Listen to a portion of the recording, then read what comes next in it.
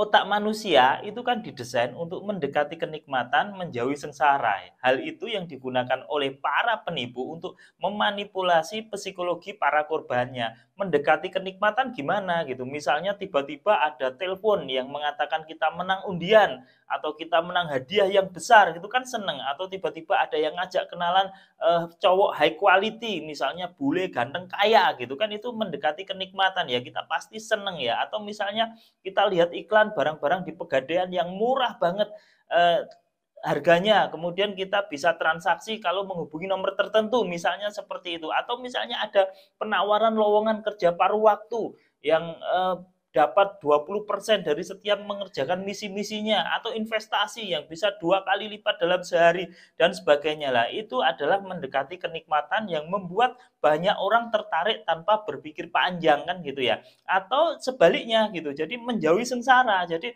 biasanya dengan ancaman, misalnya ada orang yang tiba-tiba mendapatkan telepon bahwa anaknya kecelakaan, kan panik kan ya. Atau misalnya dapat telepon kartu kreditnya lagi bermasalah, atau misalnya lagi dapat telepon misalnya, oh ini rekeningnya terindikasi pencucian uang, ini terindikasi oleh PPATK, ngakunya dari bank, seperti itu. Kita kan panik ya.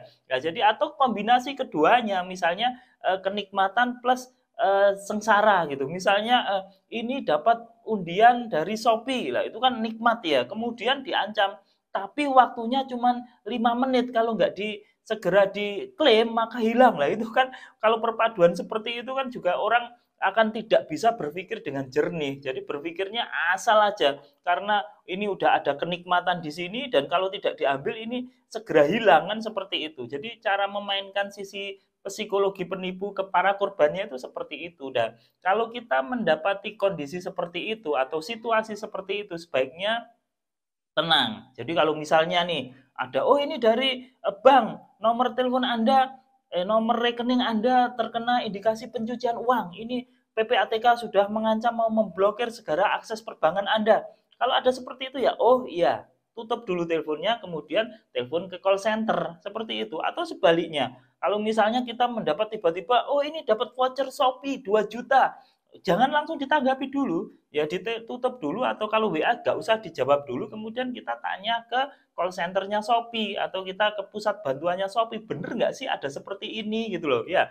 Kartu kredit Anda, tiba-tiba ada telepon, kartu kredit Anda lagi dicoba dihack, ini harus ngasih kode yang masuk ke nomor Anda, ya kode OTP ya, agar penghackan atau pencucian atau apapun itu segera bisa kami atasi. Ya jangan langsung dilayani, tutup dulu telepon call center banknya. Bener lah kalau akunku ini kena penipuan. Jadi kebanyakan orang gitu kena tipu itu karena tidak mau berpikir jernih, karena penipu ini akan terus memanipulasi, dia tuh akan ngomong aja gitu loh. Jadi kita tidak diberi kesempatan untuk berpikir.